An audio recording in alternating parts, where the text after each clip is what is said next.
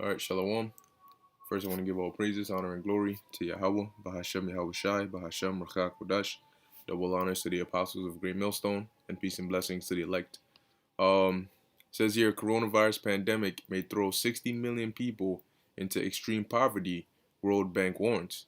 All right, and just on that alone, you got to remember that if this is the if this is what they're estimating based on what's happening right now, then how much worse do you think it'll be, once their so-called second wave hits? What do you think will be, because the earth is basically in shambles now. So what do you think will be left, after that second wave passes? You know, if there'll even be an economy, all right, to be worrying about.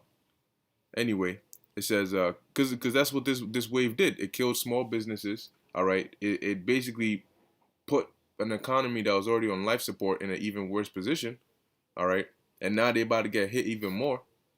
These people right now, people were barely living when the economy was good. They were living paycheck to paycheck, and now people who don't have that paycheck to paycheck are very desperate, or they're in their savings account.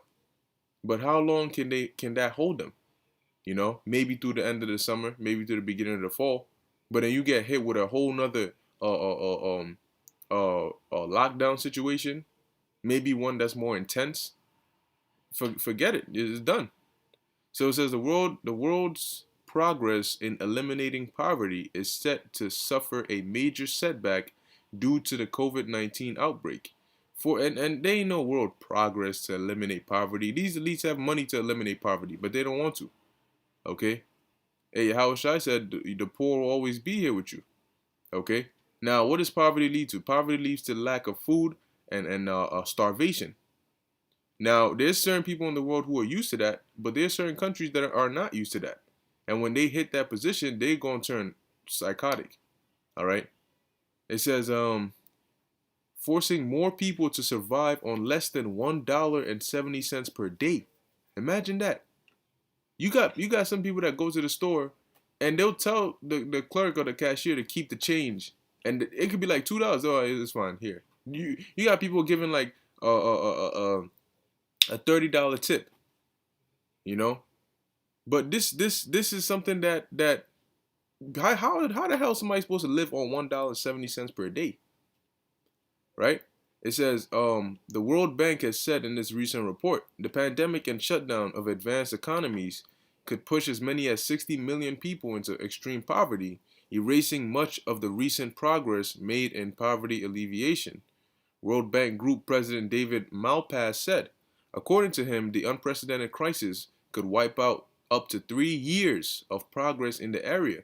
Now, you got to keep in mind, there's a lot of people now who are on these food bank lines, because they can't afford food, so they're going to food drives and all these things to go get food, and to them it's embarrassing and it hurts their pride, so on and so forth. But what happens when those people who are out of the quote unquote goodness of their heart, giving free food to people who don't have it? What happens when they run out? You think when their supply is scarce, they're gonna come and give out food for free when they need it? That's not what's gonna happen. So then what happens? You go there, you wait in this long ass line, and there's nothing there for you. Okay, and people are gonna get desperate. All right, you wanna get people desperate, man. Starve them out. All right, starve them out. You'll see what happens. Says the pandemic has been ripping through the global economy, which is set to fall into a deep recession and contract by up to 5% this year, the Washington-based institution said. So I thought they were already in a recession. Now they say no, no, no. It's set to fall into a recession. All right, because they're not making any gains. Last month, the bank said that the virus-triggered economic turmoil is likely to cause the first increase in global poverty since 1998. And you're noticing that a lot of these things now, a lot of the news you're hearing is, oh, the first time since this, the first time since that, the first time in history, the first time, because that's the vibe we're approaching, the time of things happening that have never happened before. When the Asian financial crisis hit, it says even under the bank's best estimate, some 49 million people will fall into extreme poverty, which it defines as living on less than $1.90 per day, or per person per day. Um, that's crazy, man. To help, and you got people that spend $20 on just breakfast, you know, and they eat 3 times a day. How is somebody like that gonna survive on $1.90 a day?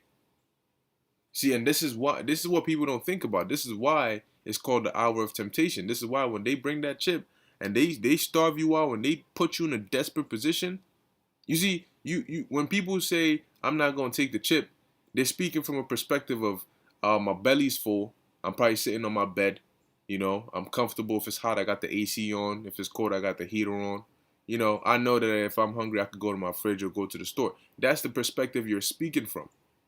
But maybe when they ask you that question again, all right, from a perspective of your stomach being empty, your skin is cleaving to your bones, you're cold as hell, all right, you're losing, a lot of nutrients, okay, you're losing hair, okay, you're in a tough position, all right. And guess what? When they ask you again, what's up with that chip, you gonna reconsider. You're gonna reconsider because you're gonna this look, man, it's like watching a movie and a certain scene comes up and people watching the movie are like, yo, nah, run, why you doing this? But the person in the movie is doing something else. Because you don't understand the position they're in. You don't understand the other factors that are hitting them in their mind at that moment. Because you sitting in a comfy ass couch with popcorn in your hands, eating and talk about what they should be doing. But when you're in the position, you're gonna do something else. You think you're gonna do something until you're in the position, you know. Then you're like, oh shoot, maybe I should have just been quiet. So that's why the Lord said He's gonna keep us from the hour of temptation. Because now, if everybody who said I'm not gonna take the chip is actually not gonna take the chip, then why would the Lord need to keep us? He's gonna keep us because your words don't mean nothing unless the Lord backs it up. So it says, in the largest crisis response in the bank group's history, the program unlocked $160 billion in grants and financial support over a 15-month period, as well as the suspension of bilateral debt service payments. And let me say this too, man. All these bills that they're giving you leeway, and they're not erasing your bills. Don't set trip and think that just because they allow you, for COVID-19, they're not erasing your bills. No, no, no, no, no. They're postponing them. Okay? And they're going to come for their debt. And they know it's going to be harder for you to pay because when they say, okay, the pandemic is cleared and we're ready for the money, it doesn't matter if you're ready to pay or not. The pandemic is over. You don't have an excuse now. Oh, but I lost my job. Well, I'm sorry. There's no COVID-19 anymore. Businesses are open back up. And we open it back up. We need our money back. And then what? It says the bulk of the you're going to take that chip. We could wipe off some of that debt. So it says the bulk of the financial help will go to sub-Saharan Africa, and it is expected to be the region hit hardest in terms of increased extreme poverty.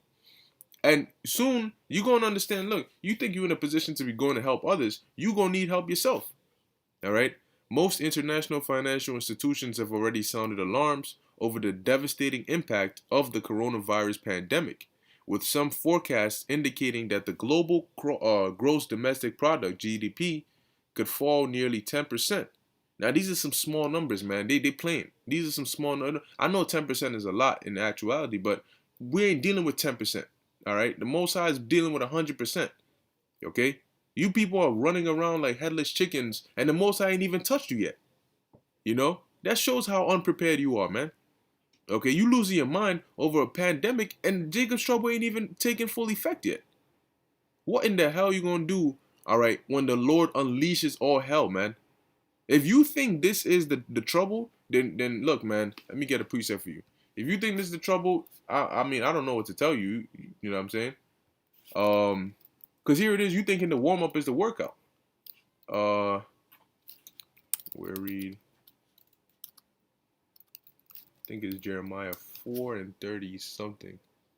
Oh, no, okay. All right. No, I was wrong. Jeremiah 12 and 5. So it says, if thou hast run with the footmen, and they have wearied thee, then how canst thou contend with horses? And if in the land of if in the land of peace wherein thou trusted they weary thee, how wilt thou do in the swelling of Jordan? All right. So the race ain't even started. The real races were horses, but you getting tired with footmen. You know what I'm saying? Like the hell that's about to break loose is like you racing with horses. Okay? And so if you getting tired running with people who run on their feet just like you, how the hell are you gonna run with horses? You know? So if you thinking this little hell, this is nothing, man. This is nothing. The Lord just cleared his throat. That's all. He ain't even spoken yet. You know? People losing their mind. Oh my gosh, Lord have mercy. You got freaking old ladies praying over them. Here it is, your daughter calls, and you got your hand on her neck, the Bible on her head, the freaking olive oil cross on her forehead, talking about in the name of Jesus, I pray you take this away. Jesus ain't gonna do nothing for you. Okay? You putting demons on her. Anyway, let me finish this article. It says the UN had earlier warned that the virus could also trigger a global food shortage. Now, notice how they're throwing in the word global, right? So then just a US thing, a European thing, East thing. No. A global food shortage. Because you've heard of famines before, but have you heard of a world famine before? It says, while its labor agency forecasts that 195 million jobs could be lost worldwide. And if they lose these jobs, how are they going to get them back? You know? You need to understand that the mindset society is in is going to change very, very soon. Okay? People are going to stop worrying about paying for their car note, paying their bills, to how am I going to eat? I don't care about bills. I care about food. I care about protecting myself and my family. That's the setting, all right, that you people are going to be thrown in, man. Anyway, this is Rome, 2nd Ezra 15 and 19. A man shall have no pity upon his neighbor, but shall destroy their houses with the sword, and spoil their goods, because of the lack of bread and for great tribulation. See that? Lack of bread is a famine. All right? And the famine brings about tribulation, amongst other things. You have to worry about running on an empty stomach, and there's all different types of hell breaking loose around you. You know? And you want to see this? Watch the movie Baqar Experiment. You'll see how people turn from quote unquote civilized to raw, brutal murderers in a span of hours, man. Why? Because of desperation. That's why we just read here. And for great tribulation, because of the lack of bread, and for great tribulation. This precept here is shown in the movie The Baqar Experiment. All right? When you realize it's your life against somebody else's, or you know, all hell is breaking loose, instinctively people go into survival of the fittest mode. They go into me first, you know? And then your neighbor that, you know, you think it's all good, next thing you know, he's a straight raw killer. Because the desperate times have called for desperate measures, man. Okay? Timmy is not Timmy anymore, man. Timmy is cutthroat John Wick. You know, he's coming for your ass. And that's what's gonna happen, man. Here it is. You see a lot of people today, they got restraint. You know? There's a lot of people who have to restrain themselves because you have police around, you have laws and all these different things. When the world is thrown into anarchy, that restraint is going out the window, man. You know? These dudes out here, they're not gonna be walking out here a lot, you know, getting talked to anyhow. A lot of these guys, you know, have hate in their heart. You know, they have revenge burning in their mind. Okay, for a lot of people who've done them wrong, a lot of these women that have you know abused them because they had the power of the law on their hand or on their side. A lot of these dudes ain't forgot that, man. They live, and in their mind they meditate. Okay, upon how much they hate these women who have caused them trouble, or other men who have caused them trouble. You know. So guess what? When that opportunity arises, man, those limitations are gonna be off. They ain't gonna have no pity. Okay? That's not a good thing, man. Here it is. You a sheep making enemy out of wolves because the shepherd is around. So when the shepherd leaves, what do you think is gonna happen? You know? Them wolves gonna come and rip you a new one. That's hey man, this place is through, man. This place is finished. Anyway, with that, I'm ending here. Lord's willing, this is edifying unto the elect, giving all praises, honor, and glory to Yahweh, Bahashem Yahweh Shai, Bahashem Rakha Kodash. Until next time, Shalom.